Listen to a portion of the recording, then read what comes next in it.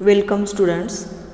Next point in this kinetic theory of gases and radiation is the expression for pressure of a gas on the basis of kinetic theory of gas. According to kinetic theory of gas, the gas consists of very large number of extremely small particles called as molecules, and the intermolecular force of attraction between the molecules is zero. The force of attraction between any two molecules is negligible, that is zero. That is, intermolecular force of attraction is zero, and therefore the gas molecules are constantly moving in all possible directions with all possible velocities. That is, they have random motion. The gas molecules have random motion, and during this random motion, the molecules collides with each other and with wall of a container, and after each collision the direction of velocity changes. These collisions are perfectly elastic, that is, there is no the loss of kinetic energy during collision. That is, after collision the direction of velocity changes, but the magnitude of velocity remains same. And when the molecule collides or hits the wall of a container, then it gives the momentum to the wall of container. Momentum, that is the product of mass and velocity. The gas molecule has some mass and also it has velocity, and mass into velocity is momentum, and the change in momentum per unit time, mass into velocity upon time, velocity upon time acceleration, and mass into acceleration, ma is the force, and thus this change in momentum per unit time is the force. That is, the force is exerted by the molecules during collision with the wall of a container, on the wall of a container, and this force per unit area is called as the pressure, and thus the pressure is exerted by the gas on the wall of a container due to the collisions of molecules with the wall of a container. This is the pressure of a gas. This pressure of a gas therefore depends upon the number of gas molecules. If the number of gas molecules are large, then there are large number of collisions. Also, pressure of a gas depends upon number of collisions per unit time. And third, pressure depends upon the momentum transferred during collision, that is mass into velocity, mass of molecule and velocity of molecule, that is mass and speed of a molecule. And on the speed of a molecule, kinetic energy depends. Therefore, pressure also depends upon kinetic energy. Kinetic energy depends upon temperature, and therefore the pressure also depends upon temperature of a gas, kinetic energy of a gas, number of molecules of a gas, number of collisions per unit time, etc. Then, to obtain expression for pressure of a gas, consider a consider an ideal gas enclosed in a cube, enclosed in a container in the form of cube as shown in the figure. Cube whose length, breadth and height is equal. And then we take some note. Let L is the length of each side of a cube. Length, breadth and height of a cube is L. Then capital A. A is the surface area of each face of a cube, and therefore A is equal to L square. Then V. V is the volume of a cube, that is the volume of a gas, and V is equal to L cube.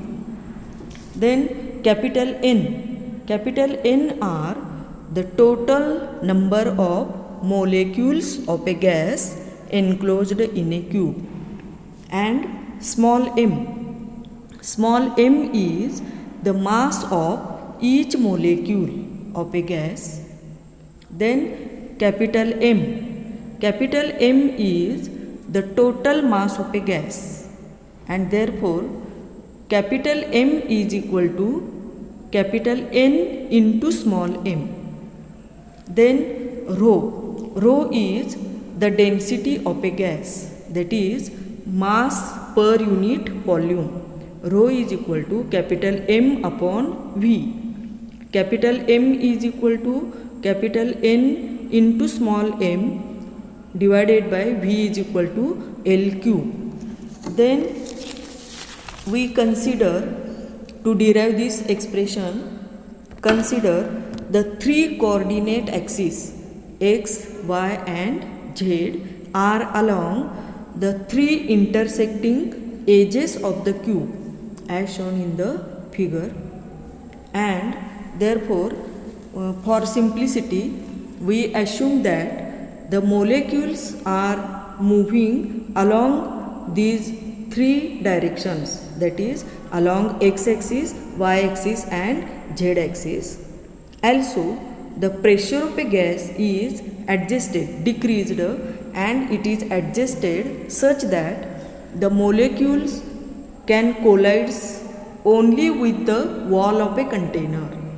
The molecule moving along x-axis collides with the surface S perpendicular to x-axis and parallel to y and z-axis.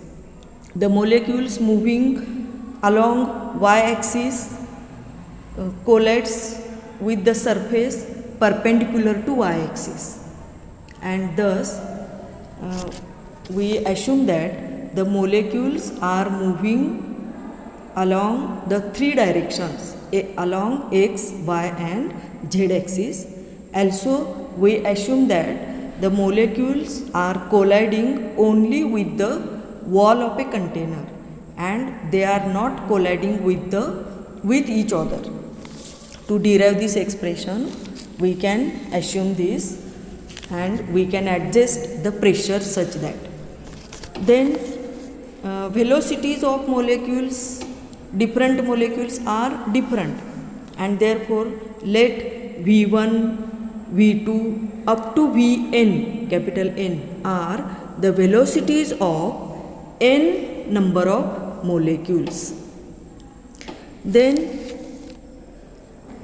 when molecule is moving along x-axis, that is with component of velocity v1x, then its y component v1y and v1z remains unchanged as shown in this diagram.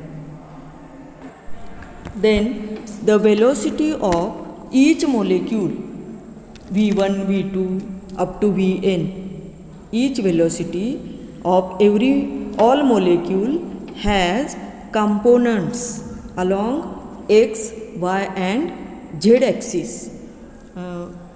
For example, component along x axis is vx, component of velocity along y axis vy, and along z axis is vz. Each velocity has three components. And if we consider the first molecule having velocity v1, then the molecule v1, velocity v1 also has three components. The first molecule having velocity v1 can move along x-axis, y-axis as well as z-axis, and therefore its velocity along x-axis is vx, that is component of velocity vx1. first molecule म्हणून 1 vx1. First मोलेक्यूलचा y component of velocity काय होईल vy1, and z component of first molecule is vz1, component of velocity moving along z axis. Then we consider the first molecule moving along x axis and colliding with the surface S and opposite to S, which are perpendicular to x axis. Then consider this first molecule having mass m and velocity vx1 moving towards the surface S. Then its initial momentum of molecule before colliding with the surface S, the molecule is moving positive direction of x-axis with the velocity vx1. Its mass is m, and therefore before collision with the surface S, its initial momentum is equal to m into vx1. This is equation number 1. Then this first molecule collides with the surface S and rebounds with the velocity minus vx1. Direction of velocity after collision, only direction of velocity changes.